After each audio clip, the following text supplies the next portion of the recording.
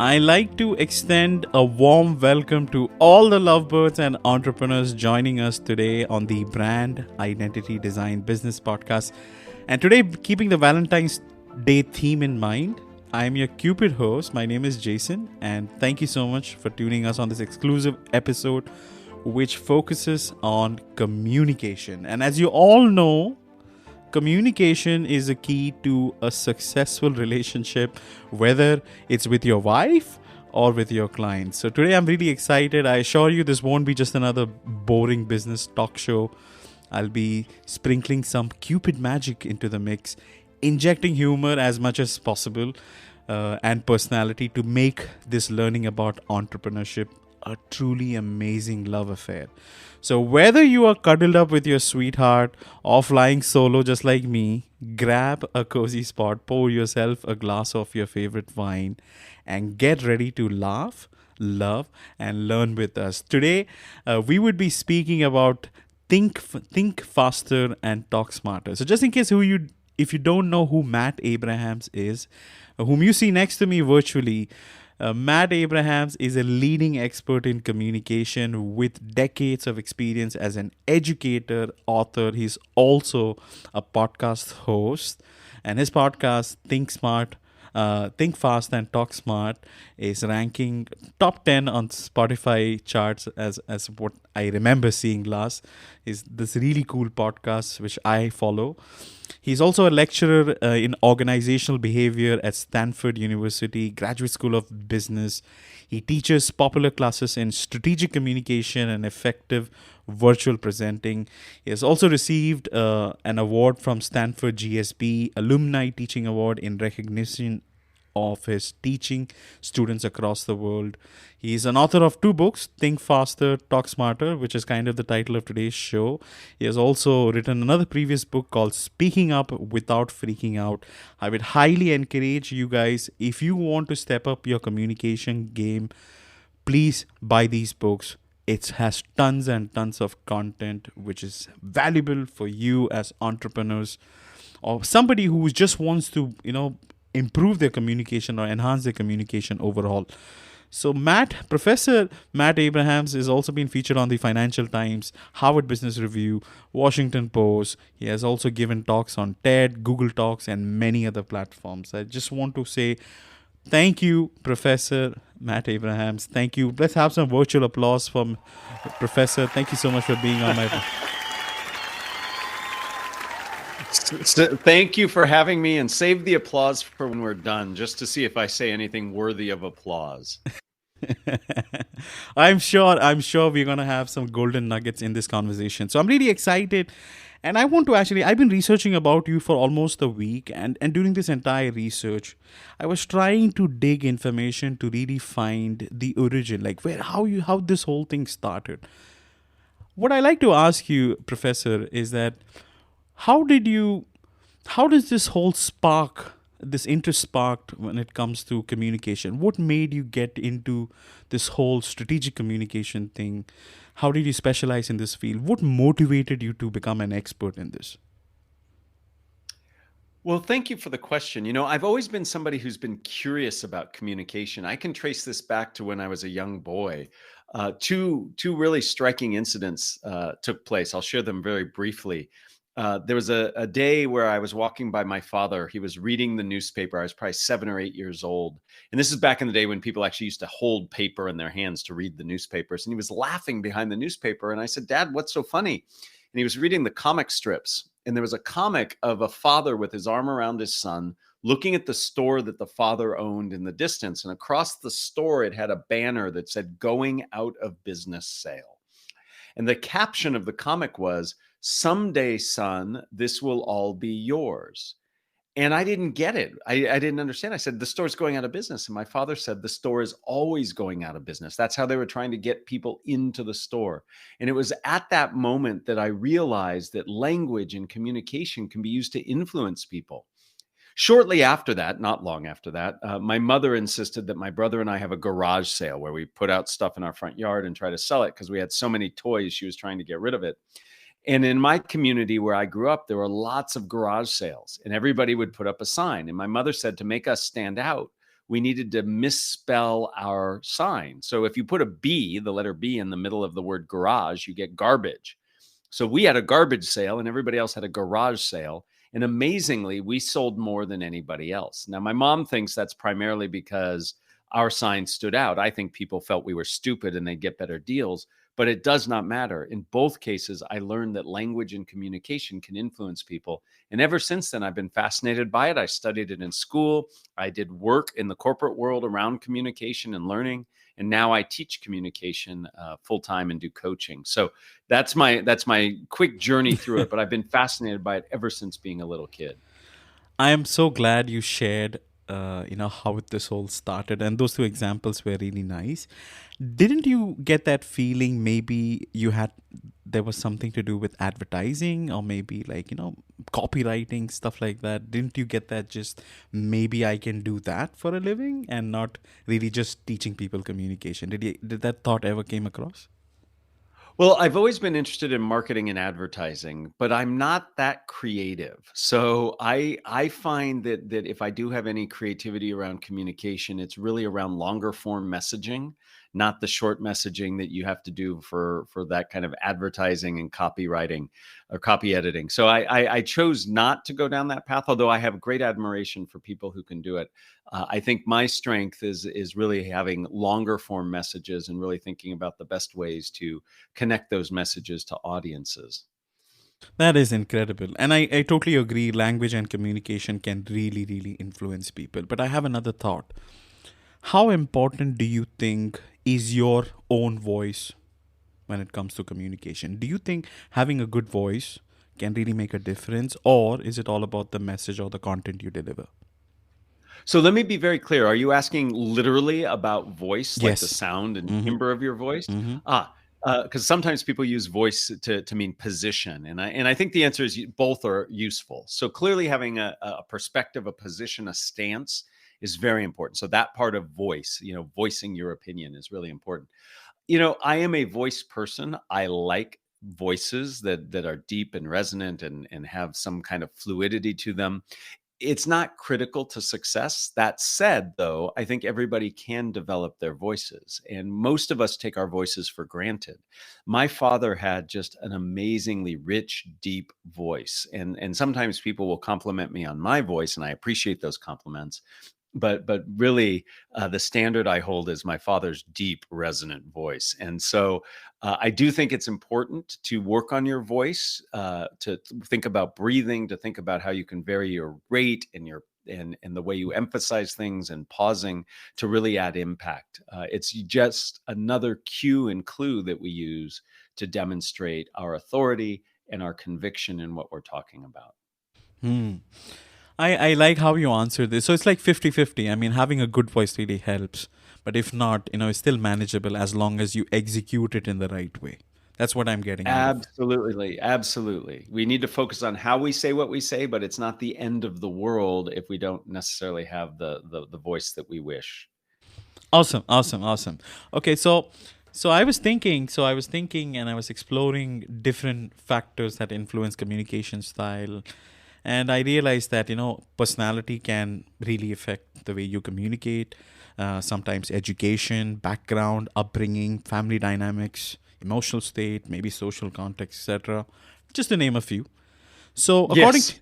according to you, based on your professional experience, let's focus on culture and cultural differences. How does cultural differences impact communication style? So culture and context influence communication in many, many ways. In fact, I think it's almost impossible to separate communication from culture and context. It focuses us in many different ways. So, what we pay attention to, what is appropriate or expected and accepted, are all defined by culture and context. And when I refer to culture, I don't just mean country of origin, although that is important. Different organizations can have different cultures, different departments within organizations can have different cultures, families have different cultures. It was even within families. I have two teenagers. The way their culture of communication is very different than mine. My wife's family has a different culture than mine, not because of country of origin, but because of the way they do things. In my family, The only way to get heard is to speak louder and longer than anybody else.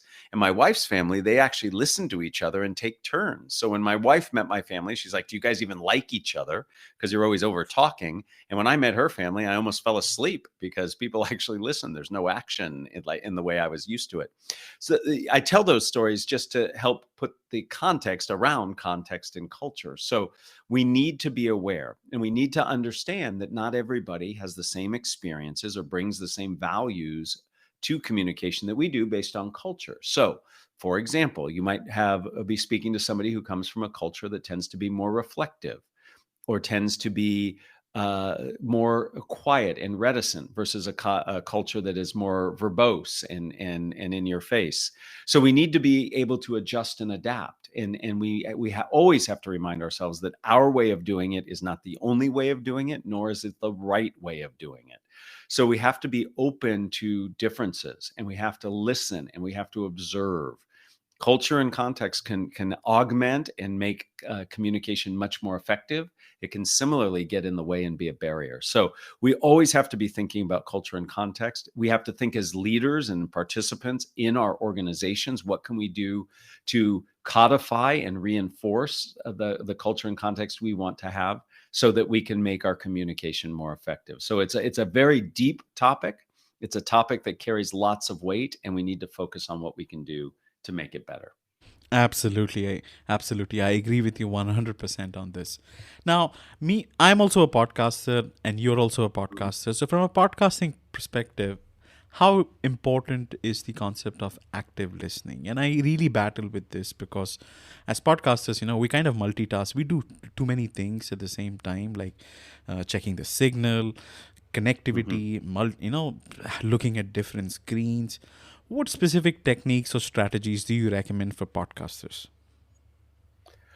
I'm sorry, I didn't listen. No, I'm joking. Active listening is critical, not just to podcasting, but in general. It is through listening that we actually truly demonstrate connection. It is how we learn how to best respond to the moment. So listening is critical. And you're right, it's not just podcasters. I believe the most precious commodity we have in the world today is attention. Our attention is constantly being pulled in different directions. And we need to make sure that we can adjust and adapt to those situations. And we do it through listening. So, what does that mean? That means that we have to do three things. And in my new book, Think Faster, Talk Smarter, I talk about these. It's about pace, space, and grace. We have to slow down. We move too fast. So we have to slow down so we can focus our attention.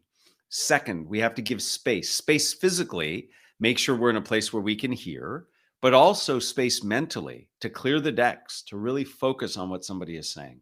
And then finally, we need to give ourselves grace, permission to listen not just to what is said, but how it is said, the context in which it is said. And if we do those things on top of listening for the bottom line instead of the top line, we can become better listeners. Listening is critical. And as a podcaster, as a manager, as a partner, I mean, it's Valentine's Day, as a partner, listening is one of the greatest gifts you can give to people. You just have to focus on doing it. I love what you said: pace, space, and grace. PSG. So that's Yes. that's really cool. That's a lovely acronym. I have written it down on my notes. I want to actually focus on storytelling, okay? Because I have interviewed a lot of people. A lot of them have given almost the same perspective on storytelling.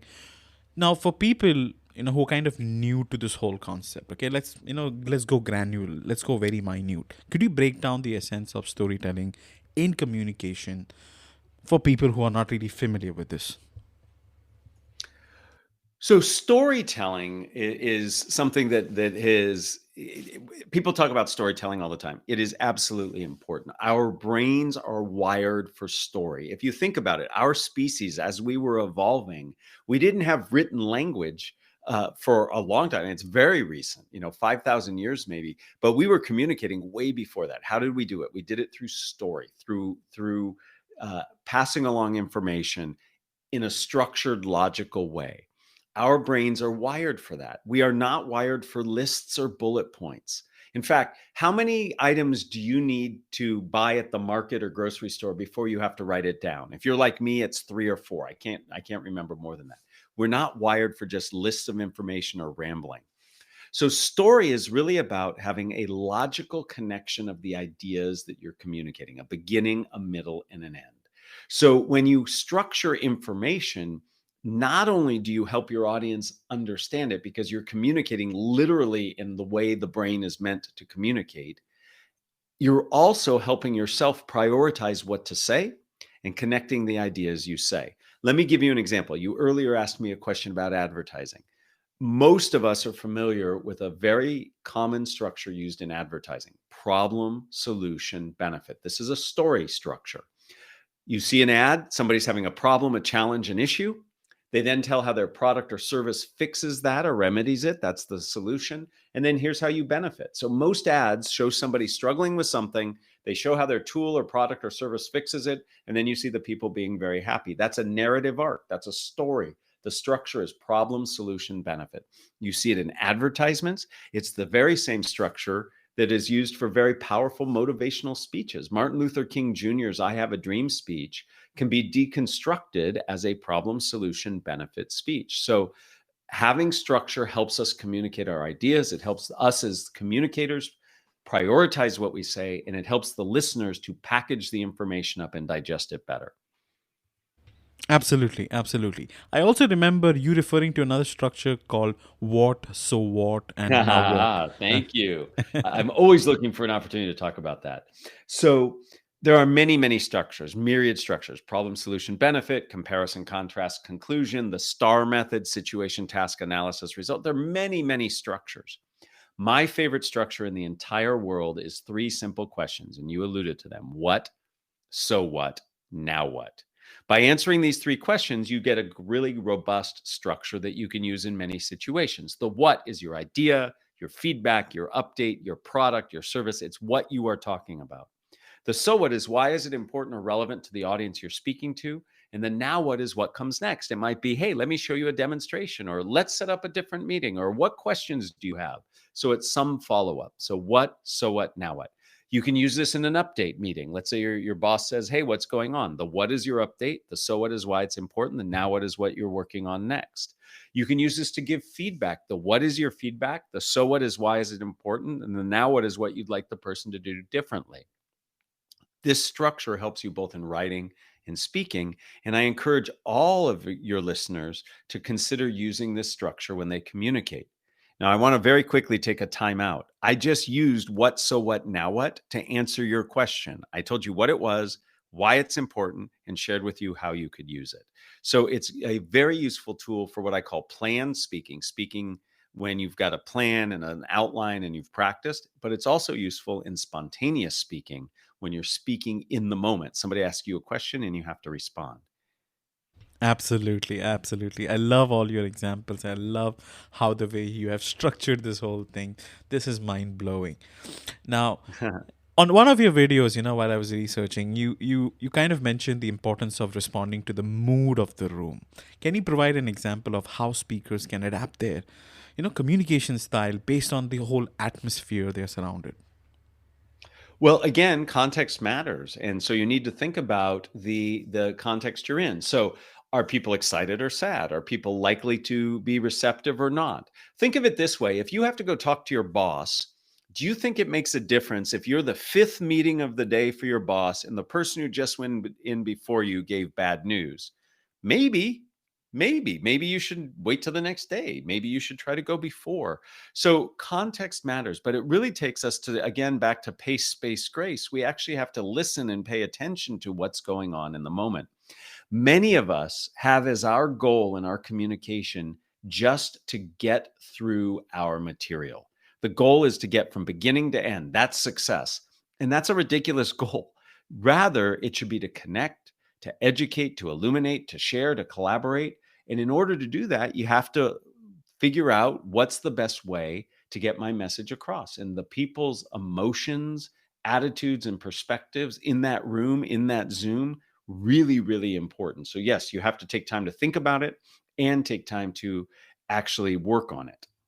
Absolutely, absolutely. And guys who are listening to us live, if you are enjoying the conversation and if you're getting value, please give us a thumbs up. You can use the reaction option which is there on your screen. Just click on the thumbs up button, because I am getting tons of value. I'm writing this stuff down, and I'm very very happy we have Matt with us. This is so cool.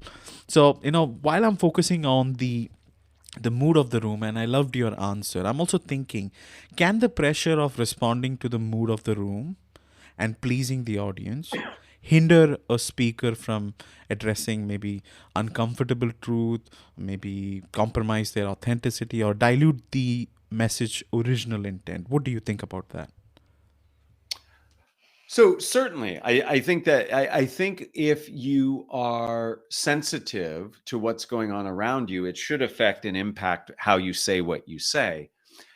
It doesn't mean that that's a bad thing. It means that you are doing your job, which is to actually tailor the message to the room. So it might dampen what you intended to say. It might cause you to readjust and say different words. But in any case, those are very useful things. Your goal, again, is to have your content connect with and match up with what you are trying to do when you are trying to communicate. So I encourage everybody to allow their communication to be impacted by the groups they're speaking to. I totally agree. I remember, when you were speaking about goal, I remember watching one of the videos wherein you gave it a structure saying the goal has like three parts: information, Yes. emotion, and action. Could you expand on that? Yeah, well, you are a good student of some of my teachings. Thank you. So, yes, uh, I believe that every communication should be goal driven. And a goal, to me, has three parts: information, emotion, and action. It's what you want your audience to know, it's how you want them to feel, and it's what you want them to do. So, the know, feel, do. The knowing is your information. It's why you're speaking. The feel part is how you want people to feel as a result of what you're saying. Many of us, when we communicate, we just think about the information, but in fact, we need to very much think about what it is we're trying to get across. And emotion can help us. We've known for millennia that emotion matters. So if we can actually tailor our messages to evoke the emotions that we want, it can help us. And then finally, we have to think about action. Most communication, not all, but most communication strives towards action. So, what is the action you want people to do? And whatever it is, you have to make it clear and you have to make it measurable. Many of us are too general or vague. Entrepreneurs say things like, I want your support. But what does support mean? Support could mean making a recommendation on a social media, it could be writing a check. You have to be very specific. So, uh, know, feel, do is absolutely critical to helping you focus what it is you want to say for your audience and helping you assess your success when you're done. You can actually ask, was this successful? Did I accomplish what I was trying to do relative to the goal you set? Absolutely. I'm really enjoying this. Okay. I also remember, when I was researching about your book, you said that research states that 85% of people are, claim that they agree that they are really anxious, and 15% of the population says that they are not. But you say that they are actually lying. Everyone is actually anxious.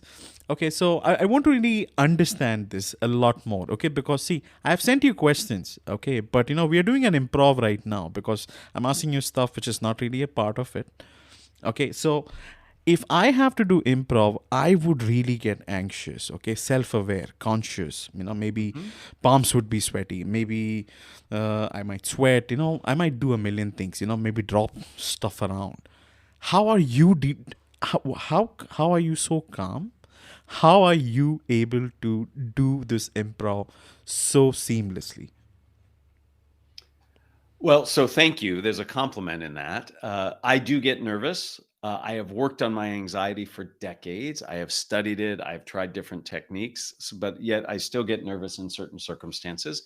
And I apply certain mindsets that all of us have access to. So there's nothing that I do or have done that is not accessible to everyone. We just have to practice it. The irony in all of this is that to get better at speaking in the moment, improvisation, is you have to work on it. You have to actually prepare to be spontaneous. But we can do a lot to manage anxiety. My very first book was called Speaking Up Without Freaking Out. It's a book designed to help people feel more comfortable and confident speaking. It delineates 50 academically verified techniques to help people. Not all 50 will work for every person. In fact, only three or four. If only three or four do, I'm very happy.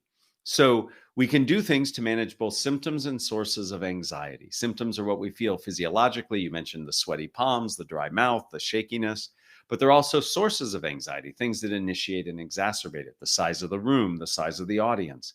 So by identifying where our anxiety comes from and how we respond to it, we can take on techniques that help. So perhaps taking deep belly breaths with long exhalations, perhaps giving ourselves some kind of positive mantra or affirmation to say can help.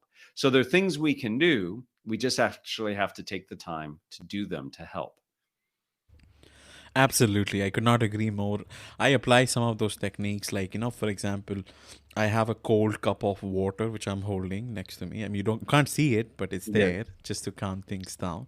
I've done that breath exercise which I always do before starting up my show. I also do another activity which is called as horse lip sync. I wrote an article about it wherein you flap your lips like a horse. Yes. And you do something else. I remember you. I just I remember you also do some other exercise related to vocal cords. I remember hearing this amount. What is that thing which you do to relieve some of that stress, vocal stress? Yeah, so I actually say tongue twisters. I think tongue twisters are really, really helpful ways to warm up. Many of us think that we can go from just thinking about what we want to say to actually saying it and do well, and that's hard. Going from silence to brilliance is really, really hard. So by saying a tongue twister, it forces me to be present oriented. I have to be in the moment thinking about what it is I want to say and how I want to say it to the not being distracted by anything else. So I will always, before I do a major speaking event, repeat a tongue twister 3 times quickly, and it gets me present oriented, warms up my voice, and helps me be more successful. Absolutely, absolutely. I want to actually address some of the difficult things, when it comes to, speakers. So when I was researching, I was thinking, what would you recommend to those individuals who want to actually deliver like a difficult or sensitive message, be it in their entrepreneurial role or managerial role, anything of that nature? I remember in one of the examples, you had to actually tell some of your staff or people working under you, you had to let go of them. uh, Yes. so that was really tough, right? So tell us, could you speak on that, please? So when we have challenging speaking situations, in my case, the one example I had to let go several employees after being told I would not have to let them go, and as a result of doing that, I actually quit the company. I was not pleased with how that went, but many of us are put in situations where we have to have challenging communication, and a couple things I'd like to suggest people do. First and foremost, be very clear on what your goal is. What is it you're trying to achieve? Often in these challenging situations, emotion looms large. And as a result of that emotion, sometimes it gets in the way of us being clear in terms of what we're trying to communicate. So, number one is we need to focus on what it is we're trying to accomplish. Second, in many of these challenging situations, the goal is to get the other person to collaborate with us. So, it's an invitation to collaborate. And if we are making an invitation, it is in our best interest to try to do things to increase the likelihood that the invitation will be well received, which means we need to try to remove resistance and defensiveness in the other person. We have to be clear in what we're asking the person to do. We have to be open and listen. So there's a lot we have to do in terms of how we approach it. Once we actually have what we want to say in mind, we have to structure it, as we talked about a little bit ago, in a way that's clear so the other person understands what we're saying. So it has to be both clear and concise. So there's a whole process, both approach and messaging, that has to be considered when you are having these challenging situations. Absolutely, absolutely. That is some, incredible things which you have shared, and I appreciate this very, very much. I want to ask you with regards to people who are put on a spot and they are asked to spontaneously speak, maybe in a meeting or maybe for some gig, something or the other, or maybe speaking engagement, whatever. What would you suggest to those individuals in order to deal with that impromptu moment and how to manage that? Yeah, so my whole second book is all about speaking in the moment and how we can do better in that situation, and it really boils down to two different things: approach, as I said before, our mindset and our messaging. So first we have to manage anxiety. We've talked a little bit about that. Once we manage the anxiety, we need to then see these situations as opportunities, not threats. I talked a little bit about that when I was talking about giving challenging messages. You have to see it as an invitation, not as something you have to defend against. We also have to remove the pressure we put on ourselves to do these things right. We want to be perfect. We want to give the best answer. We want to have the most insightful feedback. We want to be the most interesting person in small talk. All of those spontaneous speaking situations can be made worse by trying to do them perfectly. Instead, we should just focus on connection, not perfection. If we're focused on doing it right, it actually prevents us from doing it well. And it comes down to what's called cognitive load. There's just too much going on in my brain for me to focus on what I'm actually trying to do. So we need to actually take a step back and just focus on connecting. And then once we've done all this in terms of mindset, then again, we apply the structure. I use a structure to package up the information. In this case, any structure we use becomes like a recipe. I'm a lousy cook, but I can be a much better cook if I follow a recipe. So by having a recipe, it helps you, a structure helps you put together and assemble the messages you will have to create in the moment. So by addressing mindset and messaging, the whole book, the Think Faster, Talk Smarter, is based on this methodology. It can help you be better prepared and respond better when put on the spot. That is lovely. And this structure which you're referring to is like a map, right? You can have Yeah, this map. it's a roadmap. It's a recipe, a roadmap takes you from one place to the next. That is lovely. Now, I just want to let the audience know who are listening to us live that we would be wrapping up the session within 60 minutes for today due to some time constraints. So, if anybody who's listening in the audience who want to come up on stage and ask Matt a question, I will be happy to bring them up and we will do a quick Q&A. And while we are waiting for people to come up on stage and ask questions related to communication or book or your book or anything we have spoken so far, I have something which I found very interesting on one of your videos. It's a quote from your mother, and I don't think it's actually hers. She may have opted from somewhere she, else. she she she borrowed it, I She think. borrowed it, and the quote is, "Tell me the time, but don't build the clock." Would you mind sharing what this means? Yes. So many of us say more than we have to say or should say when we communicate. We say too much. We're not concise and often not clear. So my mother's quote, "Tell the time, don't build the clock," is really to remind us that we need to be really focused in our communication. And to me, the single best way to get focused is to think about what's relevant and important to your audience and build your messaging from there. Many times we want to share everything we know or how we got to where we are when we're speaking or when we're sharing something with somebody. Instead, start from what does the person find most relevant and important, and then build out your messaging from that point. So start with what's relevant and salient, and then build your messaging from there. Absolutely. I love that quote, and I really love the message behind it. Could you talk about the people who have really influenced you? I remember you referring to your martial art teacher and then your Yes. first formal boss. Would you mind helping us, my listeners, understand what did you learn from them, why you respect them so much? Well, so many people have impacted my life. I am a teacher. I've been influenced by many teachers. My parents had a strong influence on me. My wife certainly does. I have studied martial arts for 4 decades. I've studied with the same person for a long part of that, and he has had a tremendous impact on my life, helped me see how what happens in the martial arts studio applies to life and how life applies to what happens in the martial arts studio. One of my very first professors I studied with is a rather famous professor. His name's Phil Zimbardo. People know of the Stanford prison study. That is not necessarily who he was. That was an important study, but he was a very instrumental in helping me understand the value of of teaching and the value of bringing new knowledge into the world. And that was important to me. And my first boss, well, not my first boss, but my first significant boss. And she was very helpful in helping me realize that we have to bring our whole selves to what we do. We can't just work, work, work. We have to have balance in our lives, and we have to take care of each other. And that's what leads to really important things. So I've had many, many influences in my life. I seek out mentors and teachers. I think that's how we make ourselves better, and that's how we learn. Absolutely, absolutely. I appreciate you sharing that. I kind of ask this question to all my guests. Okay. What is Mhm. that one thing, Professor, you want to be remembered for? What kind of a legacy you want to leave behind? Oh, that's such a hard question. I would like, at the end of the day, I would like everybody to understand that communication is important, and that by working on our own communication, we allow our voices to be heard in the public discourse and dialogue.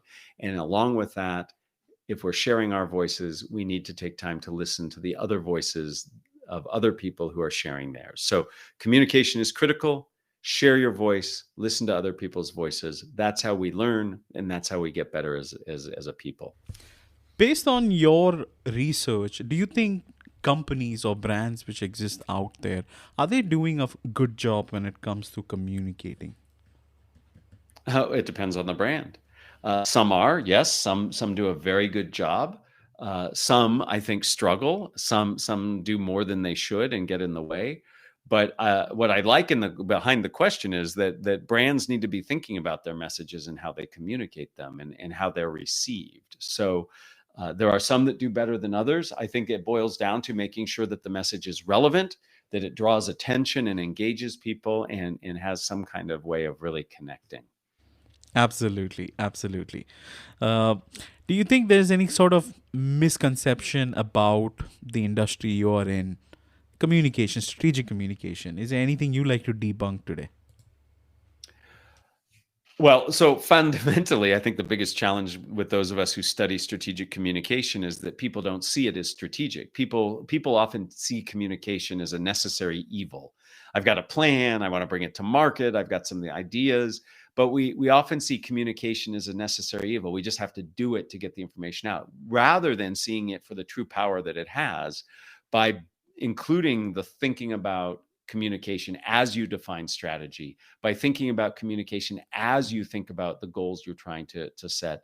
All of a sudden it opens up the power of communication to align, to connect, to motivate. And so the biggest misconception is that people don't see communication as important. They see it as a second class citizen, when in fact I believe it should be in the driver's seat. To my mind, communication is simply operationalized leadership. It is how we lead. We lead through communication. What we say, what we don't say, how we say it, all signals who we are, what we believe in. So we must spend time thinking about and prioritizing communication. Absolutely, absolutely. I want to actually, focus on the book right now. Think Faster, Talk Smarter, the new one. Looking back Mhm. at some of your success with the book and even the podcast which you do you believe that the title played like a significant role in attracting listeners and readers? I think maybe. I mean, the podcast I host, Think Fast, Talk Smart, obviously very similar in name. There are people who are very interested in that and derive value from it. So I think the book title being related to that might drive people. I mean, that was the whole purpose of doing it.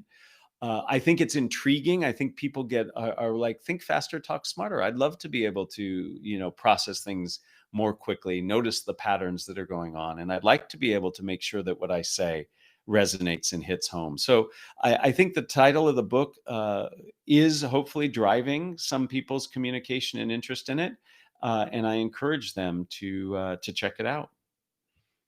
Absolutely, guys. I have already mentioned on under the event notes links to actually purchase Professor Abraham's book. I would highly encourage you to get a copy of this as soon as possible. So, Professor, since you are into communication, okay, and I've seen you constantly mention about texting and other forms of communication. Okay, if you had to give up like one form of communication, like forever, which form would it be and why? I would get rid of slides, PowerPoint, Keynote, Google, whatever they are. I think we can connect and live just fine without having slides. I'm not to say, it's not to say slides can't be helpful. They can, but I don't think they are as necessary as other vehicles of communication. And I think too many of us rely on them as a crutch for ourselves. So I think we could live in a world without slides and be just fine. That's not to say we shouldn't take the time, since we still live in the reality where slides do work, to use slides appropriately, design them well, etc. But if you said I had to get rid of one form of communication, I would have to pick slides. That's lovely. Okay, we have somebody on stage, and this is my good friend Phyllis. She's also been on my podcast numerous times. I love her to death. Great. Phyllis, how are you? Happy Valentine's Day to you. And do you have a Hey, question? honey, happy Valentine's Day. Do you have a question? I was listening and I love everything that you said. I'm telling you now, I've drank all the Kool-Aid. I've already ordered the book. I followed the podcast. I followed you.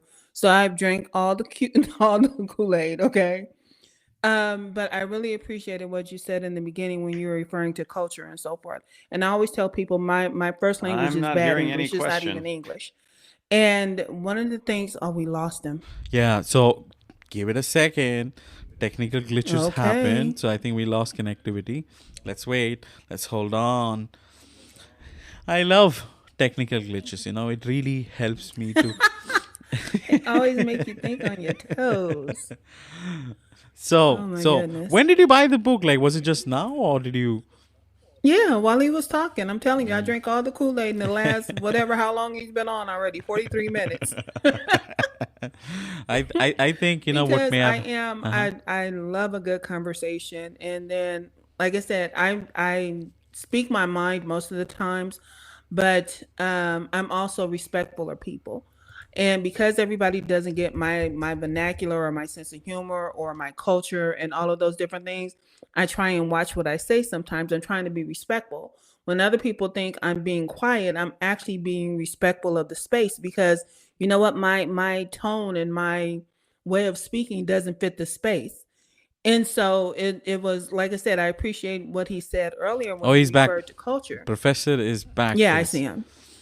Thank you, Professor. So you have to unmute and let's make sure the connection is stable. All right. So I am back. I apologize. I don't know where I went. no, that's okay. but That's I'm okay. That's here. okay. I have been through worse situation. This is nothing. Yes. Like, imagine me myself not being a part of the conversation. Okay, my system crashed and I was not there during the whole recording. This is nothing. This is easy. Okay. So Okay. Phyllis, go on. Okay, continue with your question. You were saying something about culture and.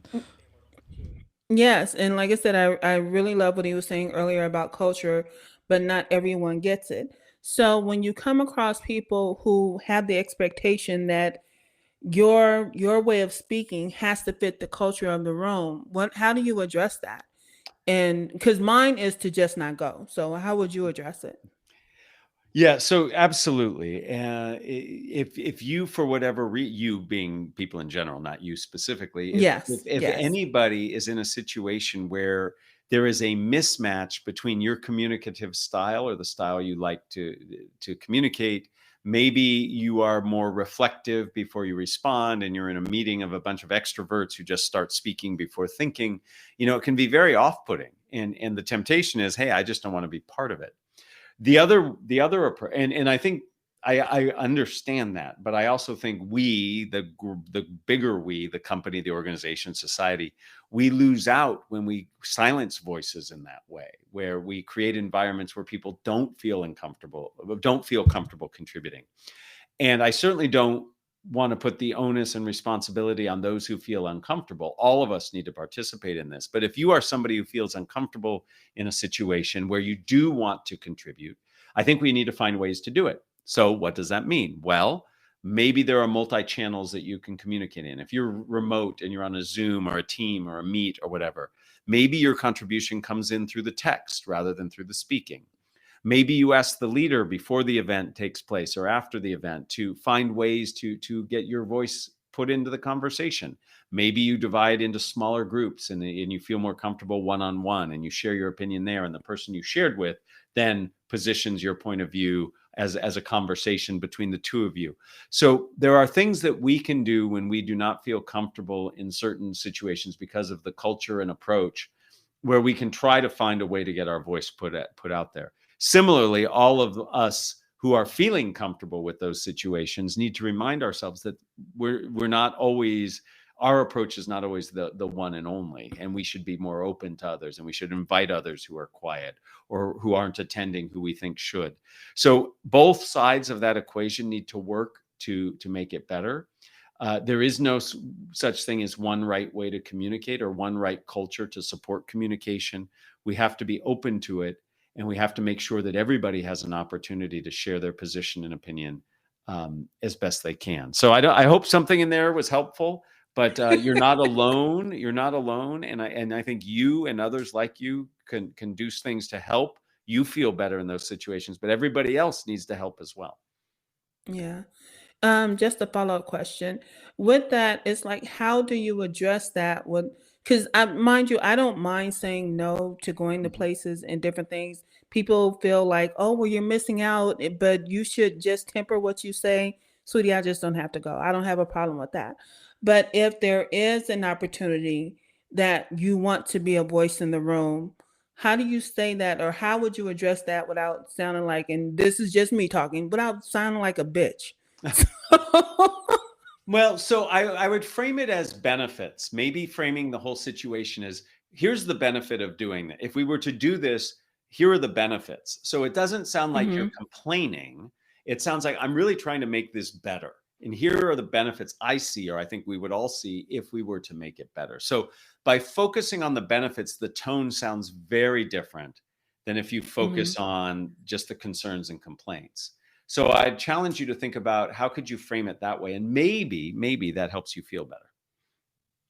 Okay. Like I said, I don't feel bad. I'm just Yeah. looking for But you different could make ways to. others feel awkward, right? Yeah. It could be right, Yes. right. And then you're actually working against what you're trying to fix, right? You're feeling awkward, but then you make others feel awkward. So is there a way of painting a picture as an opportunity where we all benefit and therefore people feel good about the situation?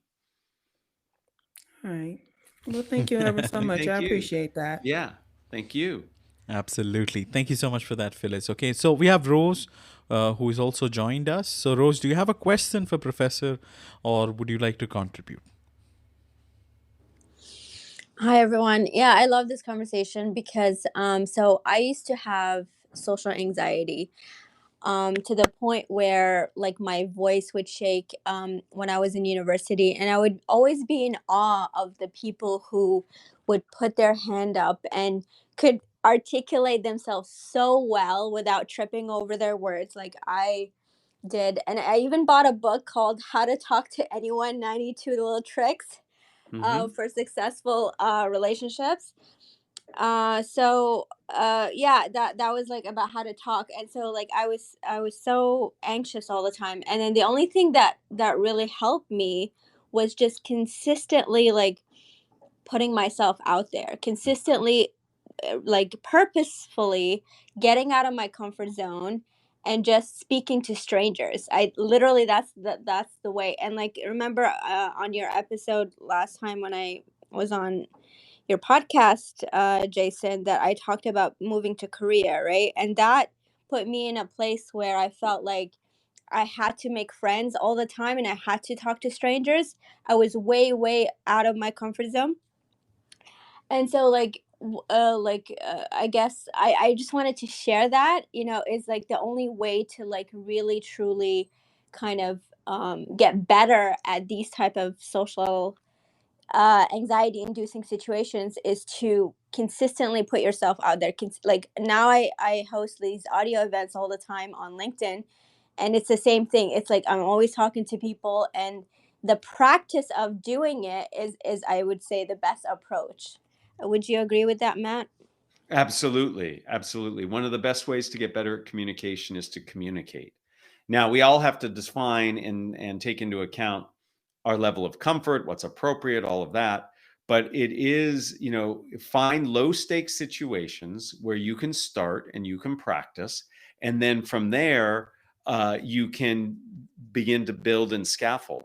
You know, I'm a huge fan of Toastmasters. I'm hoping many of you have heard of Toastmasters. It's a great international organization. It's relatively inexpensive. They meet weekly, and their sole purpose is to help people develop leadership and communication skills, and they do it through practice. So I think it's a wonderful tool. You know, as a teacher of communication classes, obviously I would say we should be taking classes on communication. We should give ourselves an opportunity to actually get that practice. And in so doing, we will feel more comfortable and confident in our communication. That is lovely. Thank you so much. Rose, do you have a follow-up question? Because we would be wrapping up the show very soon. When it comes to communication, what's the biggest mistake that people make? The biggest mistake people make, and I can answer this with huge authority, is they start from the wrong place. They start by saying, here's what I want to say, rather than this is what my audience needs to hear. You need to think about what is most important for your audience and structure your message for them. It's not about you, it's about them. So before you ever speak, think about, what does my audience need to know? How do they want to feel? How do you want them to feel? What do you want them to do? That's that goal. Think about what's relevant for them, and then you start communicating. We often just start from our perspective, and we lose people, and we're not helping ourselves. I love that, because when I talk to clients, this is something I'm currently grappling with, is how do I close? They say ABC, always be closing. Yes. But how do I ensure that I'm, doing it in a way that makes them feel comfortable rather than make them feel pressure to close? Right, exactly. And you do that through asking questions, through paraphrasing that you heard what they've said, through collaborating with them rather than directly talking to them. So it's all about them leading, their perspective. You're focusing on what they need. Awesome. Perfect.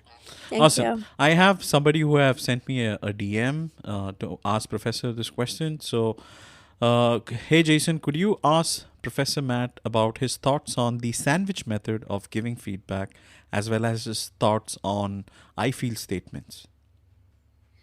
So I have a lot of this. So I'm a big fan. I'm a big disciple of Kim Scott's Radical Candor. When it comes to feedback, I think her work is great. Kim is a friend. She's a neighbor. I really support what she does and how she does it. She and I both don't like feedback sandwiches. So let's put it this way. I would rather you have some structure rather than no structure. The feedback sandwich is something positive, something negative, followed by something positive. So it's a structure. So rather than just listing out and itemizing and rambling, I'd rather you use that. But I think what, so what, now what can be a much better, stronger structure. It's, in terms of giving feedback, the what is your feedback? For example, I might say, in that meeting, you did really well, except when you talked about the implementation plan, you spoke very quickly and didn't include as much detail as you did elsewhere. That's my what. When you speak quickly without a lot of detail, people might think you're not as prepared or you're nervous. That's my so what. So next time I'd like you to slow down and please include these 2 additional bits of information. That's my now what. I like that structure better than the sandwich, just because it's clearer. It's easier to remember as the person giving the feedback and the person receiving it. So I am not necessarily a huge fan of the sandwich. That said, I'd rather you use the sandwich than anything else. When giving feedback, I think I statements are very important. Again, I see feedback as an invitation to problem solve. I'm inviting you to help me solve this problem. And if I use a lot of you statements, like you're late, you don't care, then all of a sudden you get very defensive. But if I say, I feel like you're not prioritizing this the way I am, sounds very different. It's harder to debate because you can't tell me that's not how I feel. I'm a big fan of using I language when we communicate. So I encourage you to do that. Thank you for that question. Absolutely, absolutely. Now, before we wrap up, I want to give Professor Abrahams the opportunity to promote himself. Do you have any speaking gigs or anything lined up, Professor, which you want to let the audience know? Yeah. So on the 29th, here on the LinkedIn platform, I'm going to be doing a LinkedIn interview with Andrew Seaman. He is he is their news editor. We'll be talking about Q&A and interviewing. Since you are all on LinkedIn now, you might want to check that out. I just did a post today. Please link in with me. I do a lot on LinkedIn. The single best way to hear about what I'm doing and how to get involved is to go to mattabrahams.com. Everything I do is there. Lots of free resources. Would love to connect. And I encourage everybody, since you like doing audio as we're doing now, take a moment to listen to the Think Fast, Talk Smart podcast I host. I think you will learn a lot about communication there. Absolutely. I also wanted to give a shout out to some of my long-term listeners who tune in regularly. Shout out to Lachelle Atkins, Leah. I saw Thomas Condell, who also joins in regularly. Natasha has been like a long-term supporter of the show. I see Brian, I see Derek, Leslie has also been a long-term supporter. Thank you so much for your love and support this Valentine's Day, guys. Without you, I don't think my podcast would have made any sort of difference, or my voice or my communication would have made any tangible difference. It's you who support, who share the content out there, support me, listen to the stuff which I put out. That's really helps me out. I also want to let you guys know about the next week's event. We would be speaking about the business of creativity with Radim Malinich. I struggle with his last name a bit, but he's going to be on next week, Feb 21st, 3 p.m. Oh, sorry, not 3 p.m., but for a change, 4 p.m. Eastern Standard Time. Please join us. I have added this under the event notes. You should be able to find the links to that. If you want to leave my listeners with one thing they can take away from this conversation, Professor, what would that be? To take the time to work on your communication skills, be it managing anxiety, working on clarity, working on listening, working on communication will help you, will help the people in your lives, and I believe the broader society. Absolutely, absolutely. On that note, thank you so much, Professor. It's lovely to have you on my podcast. It's been amazing. Thank you so much. You take care of yourself, guys, and whoever is listening, have a wonderful Valentine's Day. Happy, lovely morning, afternoon, wherever you're in the world. Please take care.